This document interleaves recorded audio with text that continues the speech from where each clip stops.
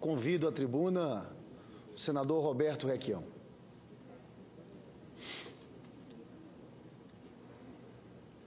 Que vai fazer um pronunciamento sobre um ano do golpe que aconteceu aqui no Brasil, afastando a presidenta Dilma. Presidente, eu estou impressionado com a sessão que antecedeu essa nossa sessão plenária. Foi uma sessão de discussão da reforma trabalhista proposta pelo governo. Na verdade, foi uma sessão que expôs a ideia dos senhores em contradição à ideia dos vassalos, como se na Idade Média nós estivéssemos vivendo. A reforma trabalhista implica, segundo alguns dos expositores, em disciplinar o momento em que trabalhadores realizarão a sua higiene pessoal. Um dos expositores dizia que os trabalhadores devem cuidar disso antes da sessão trabalhista na fábrica onde estão empregados. E querem reduzir o almoço dos trabalhadores para 15 minutos. Medeiros, 15 minutos.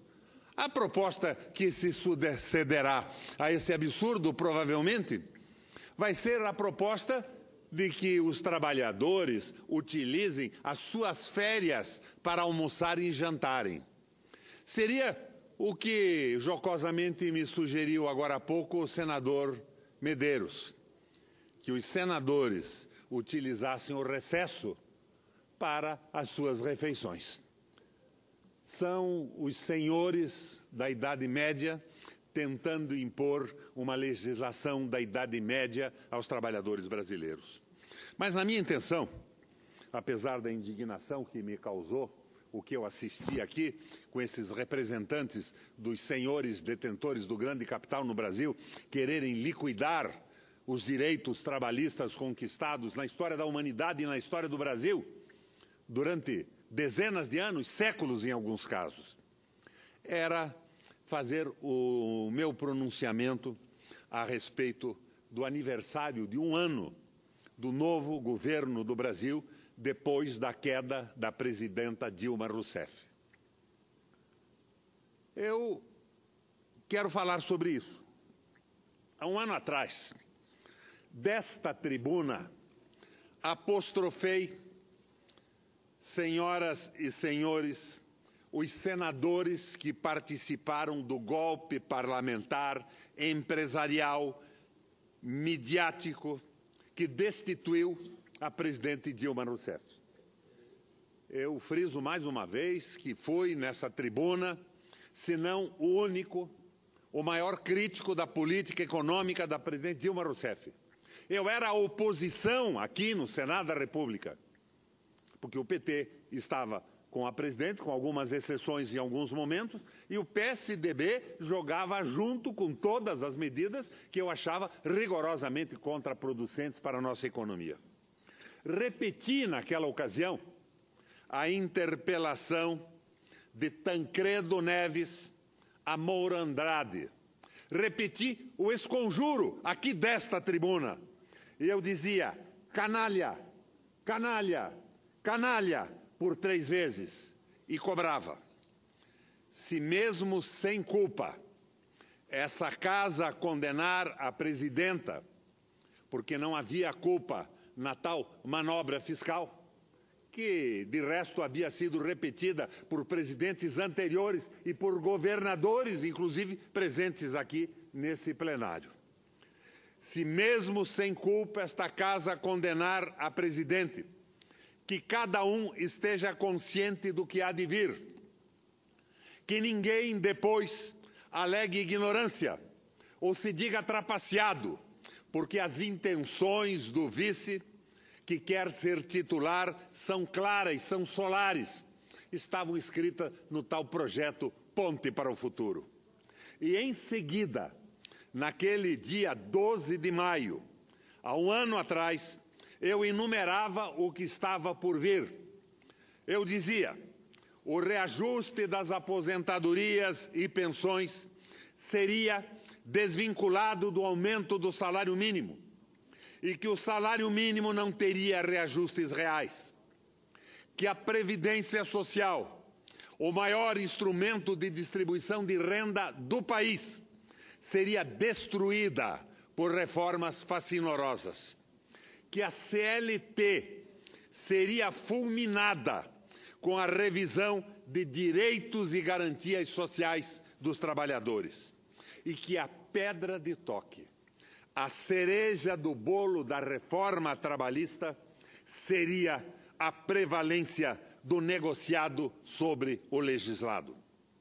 Que as despesas correntes e os investimentos da União, com a exceção das despesas financeiras para pagar banqueiros e rentistas, com o serviço da dívida pública, seriam então congeladas. Que seriam retomadas as privatizações e as concessões, selvagemmente, com a entrega do pré-sal, do espaço aéreo, de nossas terras, de nossos minérios e assim por diante. Que tudo isso aconteceria rapidamente, com a celeridade e a urgência de um gatuno pressionado pelo alarme que chama a polícia. Desgraçadamente, malditamente, tudo aquilo que enumerava, até, concedamos, com um certo exagero no momento, transmuda-se hoje em realidade. Neste plenário, naquele dia e dias seguintes, alguns senadores tentaram desclassificar as minhas previsões, dizendo-as precipitadas e catastróficas. Alguns PMDBistas e senadores do PDT, do PSB, do PP e mesmo do PR, que em um primeiro momento tendiam a ser contra o impeachment da presidente, diziam-me não poder acreditar que o governo Temer liderasse o recuo da legislação trabalhista, da Seguridade Social, nos programas sociais e nas áreas da saúde e da educação. Que eu estava exagerando, me diziam eles. Que o afastamento da presidente faria com que o Brasil retomasse o crescimento econômico e estancasse o desemprego. Senhoras e senhores, de fato, eu errei. Mesmo que dissesse que o governo haveria de agir com a velocidade do raio para aprovar as tais reformas e que seria rápido na abertura do país aos interesses multinacionais, eu previa pelo menos 2 anos para que tudo acontecesse. Errei. Para os propósitos a que se reservou, o governo Temer constitui um exemplo de eficácia e é um caso flagrante de sucesso. Nunca o processo legislativo em toda a história da República se fez em tão pouco tempo. Este Congresso, especialmente a Câmara dos Deputados, age naquele ritmo constituinte de 88, imprimido por Ulisses Guimarães. E com o seu mantra, o mantra de Ulisses, vamos votar, vamos votar. E vota-se, vota-se, vota-se. Vota-se para destruir tudo que a Constituição de 88 consagrou. Este Congresso, especialmente a Câmara dos Deputados, na verdade, passa a agir como se fosse uma constituinte, embora caricata, com fortes tendências à galhofa e à fancaria, e irresistível tendência ao comércio, no varejo e no atacado. Mas, mesmo assim, é uma constituinte de fato. Mesmo que usurpadora de poderes, pois não fomos eleitos para redigir uma nova Constituição. E mesmo porque mais de 90% dos brasileiros, fonte original do poder constituinte, rejeitam as reformas trabalhista e da Previdência. As senhoras e os senhores que me acompanham na TV Senado, na Rádio Senado e neste plenário.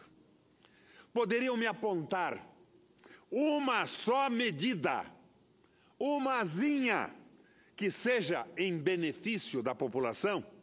Uma só, apenas uma, neste furor legiferante, nessa contrafacção constituinte, nem uma mísera vírgula a favor dos trabalhadores, urbanos ou rurais, a favor dos aposentados, dos mais velhos, das crianças, dos pequenos agricultores, dos professores, dos desempregados, dos mais pobres, dos doentes e dos necessitados, ou mesmo do empresariado nacional, do empresariado brasileiro. Há um ano atrás, naquele fatídico 12 de maio, dizia que o afastamento de Dilma, cuja presidência eu criticava fortemente, franquearia o Palácio do Planalto a um governo cujas decisões poderiam ser enquadradas em duas categorias. Primeiro, a categoria do desmonte do Estado e do setor público, para abrir espaço à exploração e ao lucro privado. E a categoria da precarização do trabalho, para ampliar o lucro do capital suportado pela banca. Mais uma vez confesso a minha perplexidade e meu espanto por ver realizado o que eu previra em tão pouco tempo.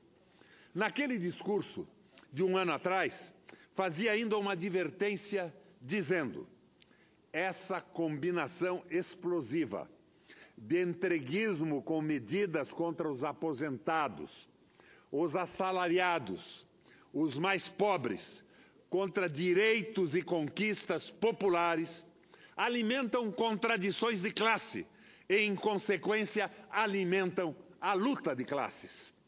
E eu perguntava: as senhoras e os senhores estão preparados para uma guerra civil? Eu me dirigia ao Senado da República. Não. Entrincherem-se, então, porque o conflito é inevitável. O povo brasileiro, que provou por alguns poucos anos o gosto da emergência social, não retornará submissamente à senzala. Eram palavras que pronunciei naquela ocasião. Esse foi um dos trechos do meu discurso, que colegas mais criticaram, de novo classificando-me de desmoderado, excessivo e de insuflador de movimentos sociais. Pois bem, menos de um ano depois, o que aconteceu?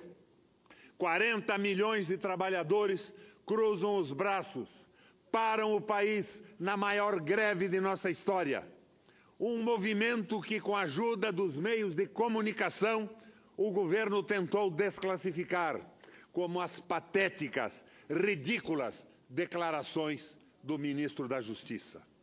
E pensar, senador Lindbergh, que na cadeira onde hoje se encolhe Osmar Serralho, lá sentou Diogo Feijó, Rui Barbosa, Afrânio de Melo Franco, Oswaldo Aranha, Tancredo Neves, João Mangabeira, Prado Kelly, Luiz Viana Filho, Nereu Ramos, Milton Campos, Petrônio Portela, Paulo Brossard. Senhoras e senhores senadores, talvez no discurso neste plenário de um ano atrás tenha eu cometido mais um brutal erro de avaliação. Não levei em consideração a rapidez com que ladravazes movimentariam negócios e nem previ tanta desinibição no assalto à nação brasileira. Nem esses tempos da Lava Jato, esses tempos dos Torquemada, dos Savonarola, do Janot e do Fachin inibem os trapaceiros. Querem um exemplo? Ainda semana passada, este plenário aprovou uma medida provisória para eternizar o prolongamento de concessões na infraestrutura. Sem licitações, patrocinada por um ministro suspeito de maracutaias grossíssimas. E esse assalto, à luz do dia, que impressiona pela ousadia e pela extensão do esbulho, faz-se com a cobertura generosa e entusiasmada da mídia monopolista, com a assistência dos 250 especialistas e comentaristas da Globo News e da CBN e dos economistas do mercado. Pior ainda, e sob a indiferença cúmplice do Judiciário, do Ministério Público, da Polícia Federal do Daielo, enquanto o trio justiceiro ocupa-se de tostões, negócios sem limites acontecem no Congresso Nacional, nos ministérios, nas estatais e nas agências reguladoras. Será que o juiz federal, o comandante da Força Tarefa, o procurador-geral, o relator da Lava Jato no Supremo e o comandante da Polícia Federal não atinaram para o fato de que o apoio da mídia, do mercado, da banca, da embaixada norte-americana ao combate seletivo da corrupção no Brasil nada tem a ver com ética, moralidade, reposição da decência e defesa dos bons costumes? A pilhagem do país e a escravização do nosso povo. Esse o preço do apoio que eles estão, por omissão ou ação, dando aos senhores do Brasil de hoje. Abro aspas. Navegava Alexandre em uma poderosa armada pelo mar Eritreu, a conquistar a Índia. E como fosse trazido à sua presença um pirata que por ali andava roubando os pescadores, repreendeu-o muito Alexandre de andar em tão mau ofício.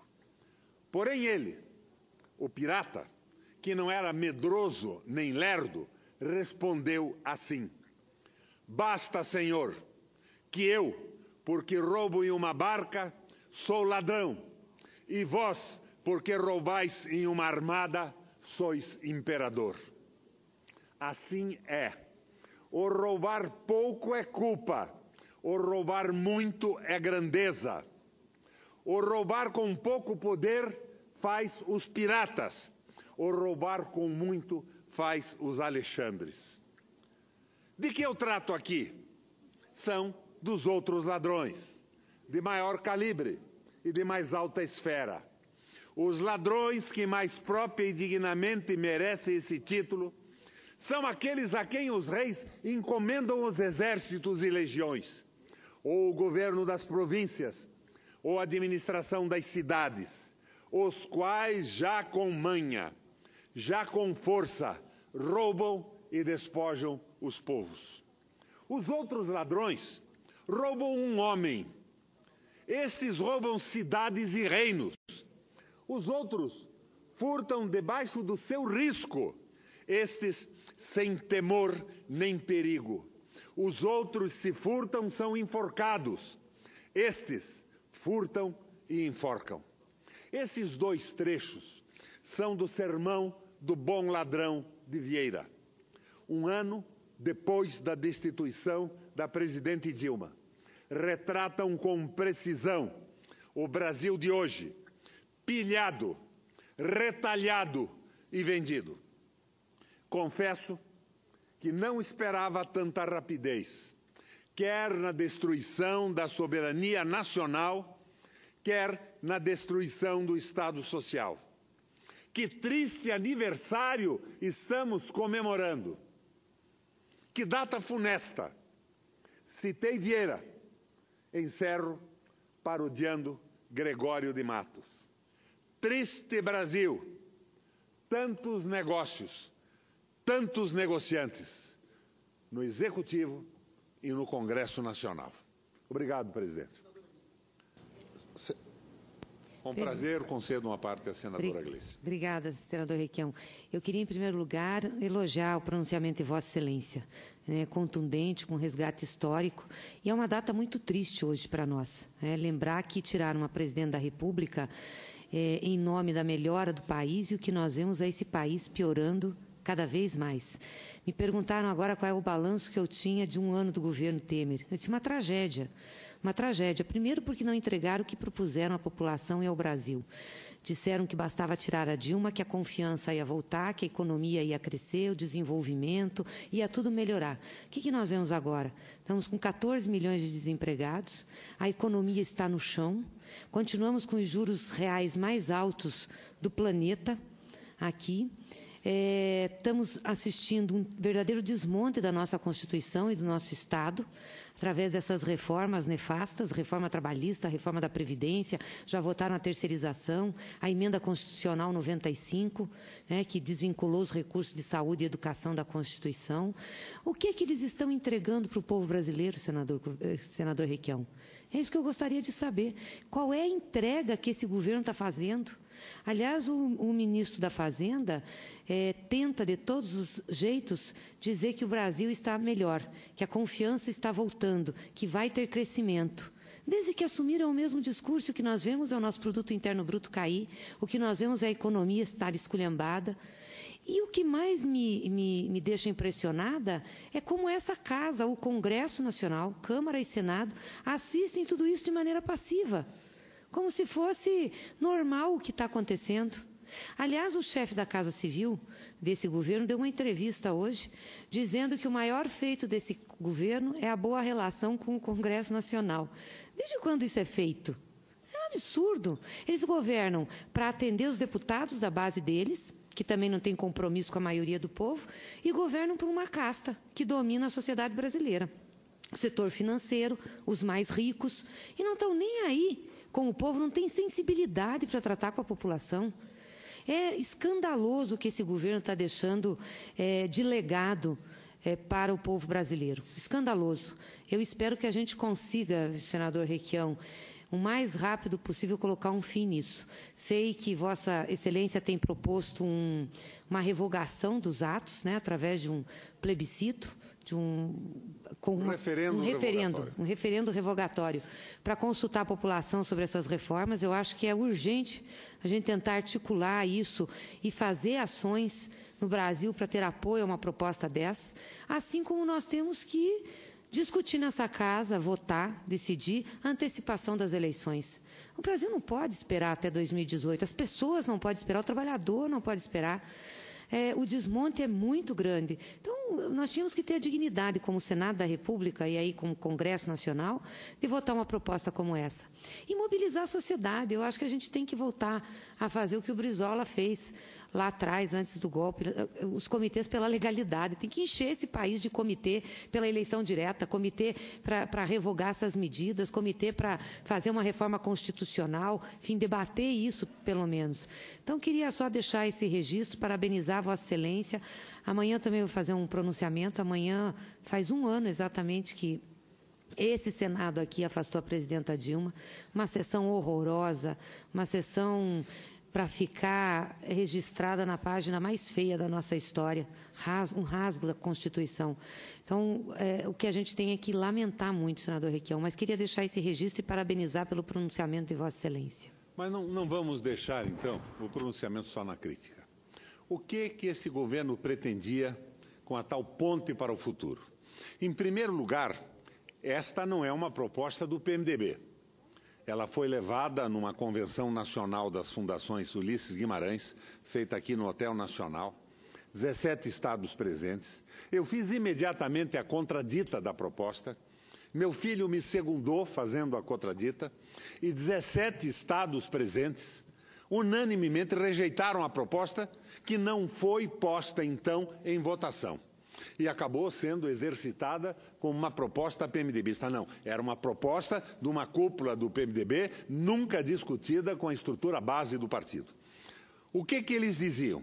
Bom, aliás, ontem, ou antes de ontem, não me recordo mais, numa reunião da bancada do PMDB, alguém fazia uma crítica. Com tantas pessoas no governo, investigadas, envolvidas e denunciadas, essa ponte para o futuro vai acabar sendo chamada de ponte para Papuda.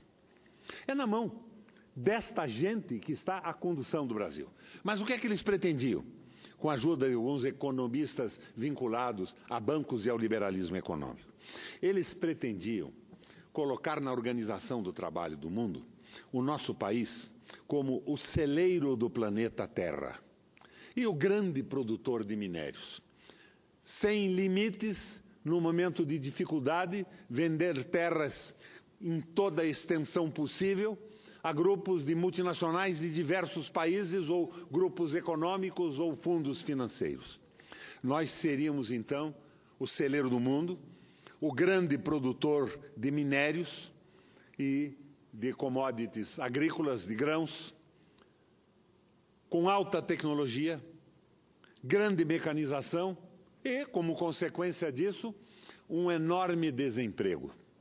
Esse desemprego seria corrigido com uma experiência semelhante à experiência das zonas de processamento industrial da China. Eles precarizariam o trabalho, eliminariam os direitos trabalhistas, reduziriam os salários e liquidariam a Previdência. O Brasil ofereceria, então, aos donos do capital financeiro do mundo um trabalho semi-escravizado. Mas a China, a época em que isso foi feito, era um país praticamente desindustrializado, com 1 bilhão e 500 milhões de habitantes, que aceitavam qualquer possibilidade do emprego formalizado em troca de um almoço, de um jantar ou da possibilidade de uma refeição melhor para a família. A China adotou esse processo, mas o Brasil viveu o período da CLT, do getulismo, direitos assegurados e viveu, com erros e com acertos, esse período do governo do PT. Salário mínimo aumentado, Bolsa Família, a esperança, a inclusão do povo pobre no mercado de trabalho e no mercado de consumo. Foi uma época admirável. Mas, no entanto, mesmo esta proposta absurda fracassaria de qualquer maneira porque ela é irracional e irrazoável. Mas hoje até teoricamente fracassa, porque o Donald Trump ganhou a eleição nos Estados Unidos. E ele ganhou a eleição contra os efeitos dessa política de tirar capitais da economia americana para explorar trabalho escravo em outros países, dentro dos Estados Unidos, desempregando, eliminando a esperança do povo americano. Famílias que tinham nível universitário não conseguiam mais formar numa universidade os seus filhos por falta de trabalho e falta de salário. Então, o processo está amplamente fracassado. E qual é a solução que nós podemos propor para o Brasil, senadora Gleisi? É a experiência da nova política alemã. O que fez o famoso Horace Greeley e Hjalmar Schacht na Alemanha?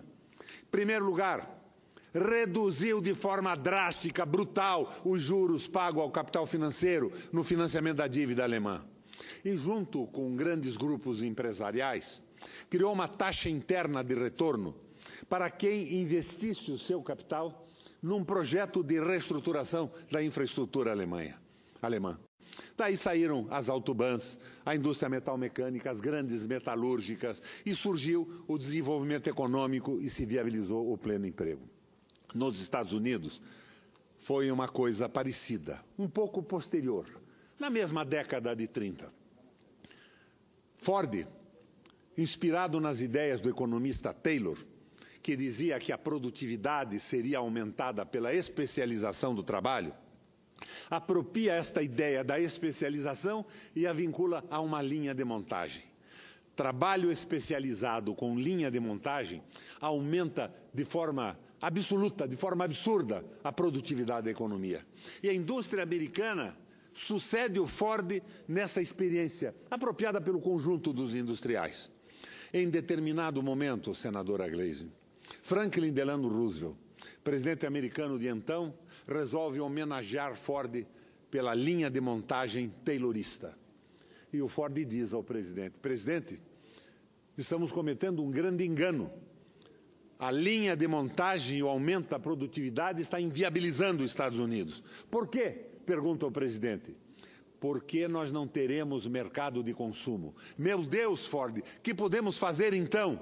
E o Ford dá o início da solução do novo pacto, do New Deal, que reabilitou a economia norte-americana. Ford propõe: vamos reduzir a carga horária para dar mais empregos e subir o salário para recuperar a capacidade de consumo da economia norte-americana. Ford era nacional-socialista. Se era nazista, não sei, mas era nacional-socialista. E ele dizia, inclusive, que um trabalhador que produzisse um automóvel na sua fábrica deveria necessariamente ter o salário suficiente para comprar o produto do seu trabalho. Depois disso, Roosevelt parte para as grandes obras, rodoviárias, gerações de energia, portos, e recupera a estrutura da economia norte-americana, restabelecendo o círculo virtuoso do desenvolvimento. Então, só é possível recuperar a economia brasileira nessa crise a partir de grandes investimentos públicos que são negados pela asneira absoluta do congelamento de investimentos por 20 anos. Investimentos públicos deficitários, sim, em determinado momento. Porque cá entre nós, não é a dívida pública o problema de um país. Senão, o Japão não existiria mais e os Estados Unidos estaria quebrado. É o custo dos juros da sua rolagem que inviabilizam a estrutura e a possibilidade do desenvolvimento. Nós estamos andando na contramão do mundo. Na recusa dessa globalização e dessa austeridade provocada por Margaret Thatcher, a Inglaterra votou o Brexit. A Itália derruba o primeiro-ministro, revogando uma mudança constitucional que entregava o país nas mãos do capital. A Grécia praticamente desaparece como figura econômica no concerto das nações, mas sobrevive nesse momento Portugal, que mandou as favas. A austeridade fiscal, aumentou os salários, as aposentadorias, viabilizando o incremento do consumo e está saindo da crise com investimentos. Agora, nós estamos aqui esperando o quê? Os capitais que Trump não deixará sair dos Estados Unidos para não eliminar completamente o emprego dos seus eleitores? Nós estamos esperando que espécie de milagre entrega do Brasil o fim do Estado Social, o fim de um projeto de nação soberana? Meu Deus, não é possível que ninguém entenda o que está acontecendo. É o interesse do capital financeiro. Bradesco e Itaú comandam o Brasil. E nessa crise fantástica, senador Lindbergh, no primeiro trimestre do ano, o Itaú teve um lucro líquido de 6 bilhões de reais.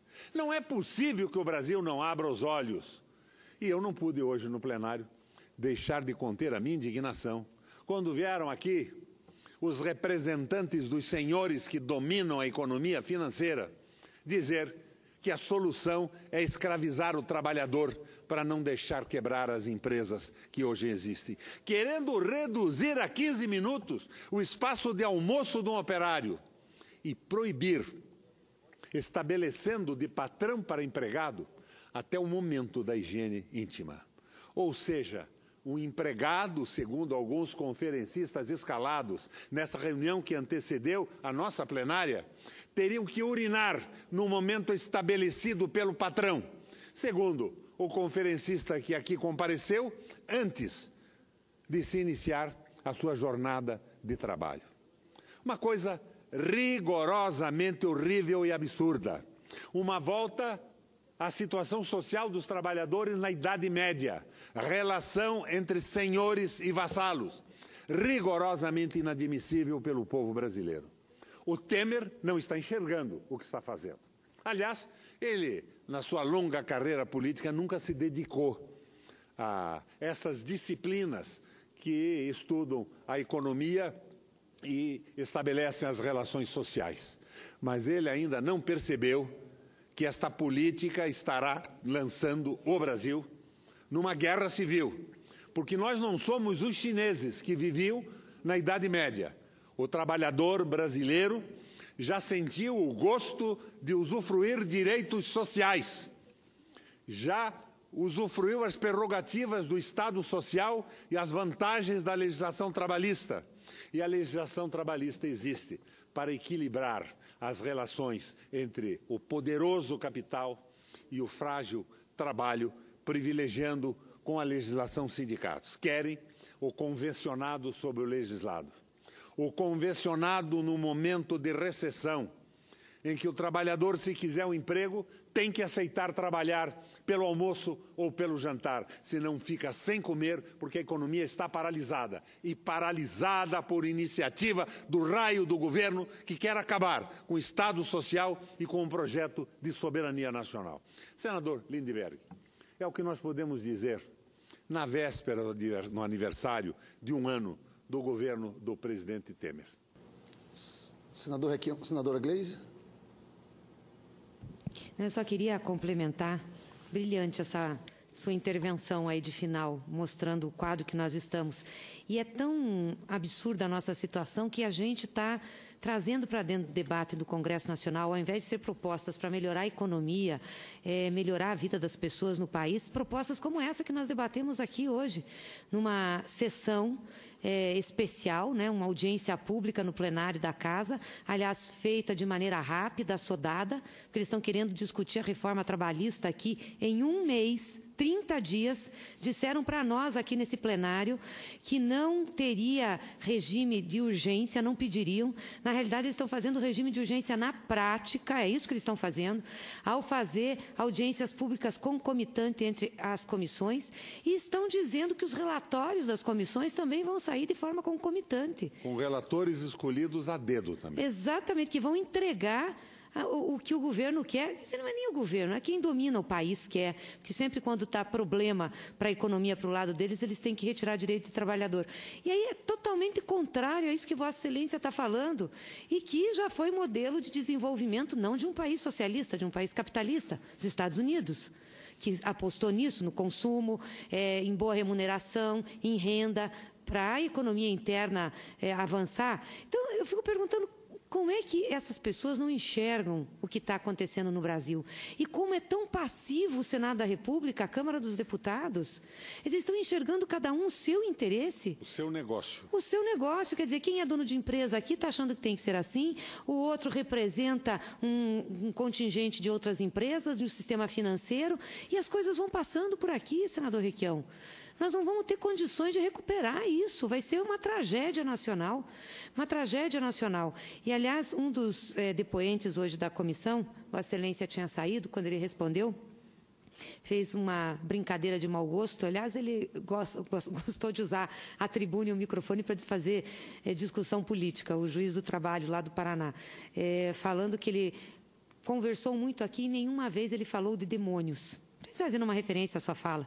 Eu não tinha dito na hora, esqueci de falar, mas eu tenho reiteradamente concordado com Vossa Excelência. Nós abrimos as portas do inferno.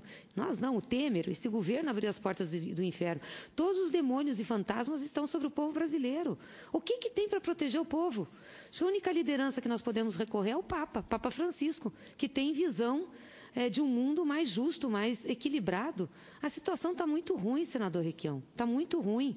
E as pessoas estão vendo que nós estamos caminhando para uma situação que vai piorar ainda mais. Então, eles têm uma responsabilidade imensa o que pode acontecer nesse país. Muito grande. Então, eu espero que a gente, gritando aqui dentro, fazendo o que a gente pode fazer, consiga barrar um pouco essas reformas e essas barbaridades que eles estão propondo. Um assessor do Bill Clinton, durante a campanha presidencial americana, dizia com toda clareza para os que discutiam coisas acessórias no desenvolvimento do país: é a economia estúpido. E os estúpidos não entenderam ainda que nós precisamos da retomada da economia, que as nossas empresas precisam de financiamento barato, que nós temos que conter a ganância do capital financeiro, mas propõe, uma vez que são dominados pelo capital financeiro, a escravização do trabalho. Eu falei que essa proposta era do diabo. Essa proposta é uma regressão à Idade Média. Então pensava eu lá comigo, enquanto assistia os expositores mandados pela Fiesp aqui. Eles querem voltar à Idade Média. Na Idade Média, as coisas terríveis eram atribuídas a Satanás, ao diabo. Então, eu pensei comigo, só há uma maneira de contraditar esses representantes da época medieval. É viabilizar uma sessão de exorcismo.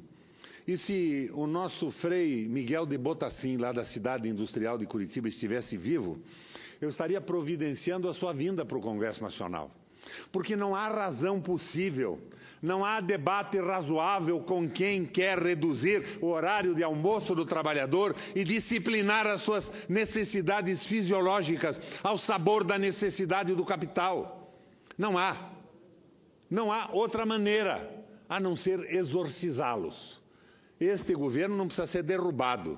Ele tem que ser substituído por uma eleição direta, uma ampla discussão nacional e, posteriormente, exorcizado. Porque, como tem propostas medievais, que são propostas medievais comandadas pelo demônio, só o exorcismo livra o Brasil disso. Obrigado, presidente, pela tolerância. Senador Requião, só fazer um comentário.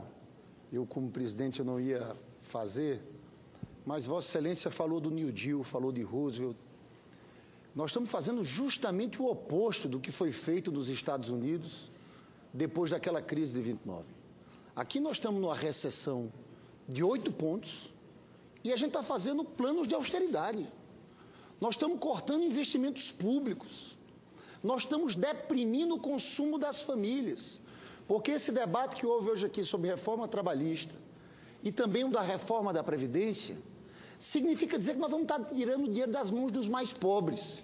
E nós não temos como sair dessa situação de crise econômica sem uma outra política, que aposte no Estado num momento como esse, de recessão violentíssima, como indutora do desenvolvimento.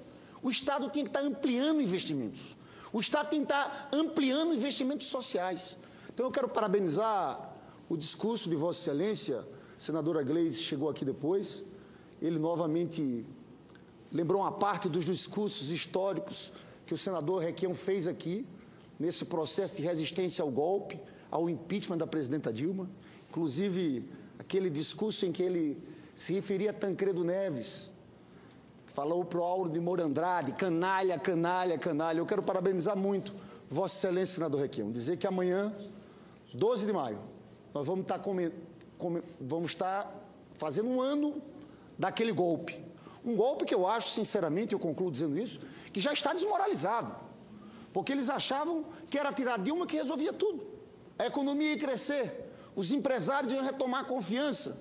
E a gente está vendo que depois de um ano desse processo, esse golpe está desmoralizado. Eu vou fazer um pronunciamento amanhã pela manhã aqui no plenário. No final do dia nós vamos ao Rio Grande do Sul. A senadora Gleisi também vai estar no Rio Grande do Sul, junto com a presidenta Dilma, onde vamos fazer um ato político para marcar essa data, que é uma data que envergonha a história do nosso país. Parabéns a Vossa Excelência. Senador Lindbergh, essa rapaziada, provavelmente, não tenho certeza disso, foi indicada pela Fiesp. Eu vi numa entrevista com o Fernando Rodrigues, o atual presidente da Fiesp dizer que o trabalhador não precisava de mais de 15 minutos para o almoço. Que ele tinha visto em um país qualquer desses aí, um trabalhador que almoçava operando uma máquina com uma mão enquanto comia um sanduíche com a outra. Então, o nosso juiz do Paraná diz que ele não falou em demônio. O diabo não fala dele mesmo, o diabo fala através dos seus intérpretes, ele falou pelo demônio. E eu tenho certeza que a população lá de Campo Largo, se jogar água benta quando estiver presente o juiz do trabalho na sessão da Justiça do Trabalho de Campo Largo, ela explode numa fumaça de enxofre.